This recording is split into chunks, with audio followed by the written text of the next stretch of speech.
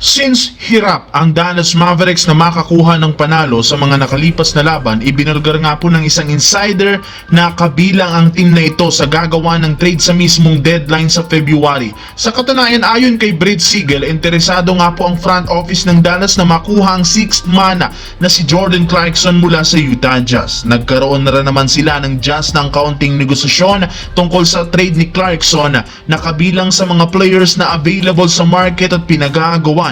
Kaya upang mauna sila at hindi na sila maagawan pa, mismong si Kyrie Irving na ang nag-step up para ma-recruit ito. May kumalat nga po ngayong balita, personal na kinausap ni Irving si Clarkson upang makumbinsi ito na piliin at lumipat sa Dallas. Pero sa kabila nga po ng ginawang effort ni Kyrie, kailangan pa rin naman ang front office gumawa ng isang magandang package na may pang-o-offer sa Utah Jazz upang masigurado ang pagkakakuha sa dating 6th man of the year. Lingid nga sa kaalaman ng lahat, nag-average nga ito ngayong taon ng 16 points a game off the bench na mapapakinabangan ni Kyrie, Luka at Klay Thompson pagdating sa paggawa ng instant offense. Sa kabila nga po ng magandang sitwasyon, dito naman ang Los Angeles Lakers sa pagiging ikalima sa West, alam pa rin naman ang front office na nahihirapan silang manalo laban sa mga mas malalakas na team, lalo na sa mayroong malaking lineup po yung mga dominanting sentro. Kaya hindi pa rin naman sinasarado ni Rob Pelinka ang posibilidad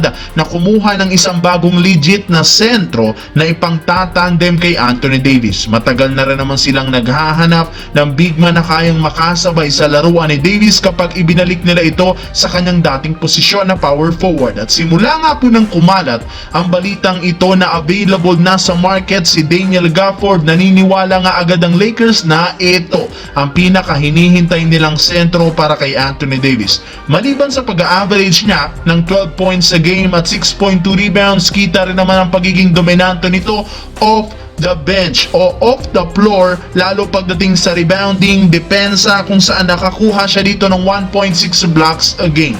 Meron na naman nga itong malaking katawan, pisikal kapag kinuha nila at hindi makikipagbanggaan pa si Davis sa ibang mga malalaking sentro, kaya magiging madali na lamang ang kanyang pagbabalik sa position 4. Hindi na naman ganun kalakihan ang kontrata nito sa Dallas sa pagkakaroon niya ng $13 million, kaya taon at afford na rin naman itong makuha ng Lakers sa isang trade.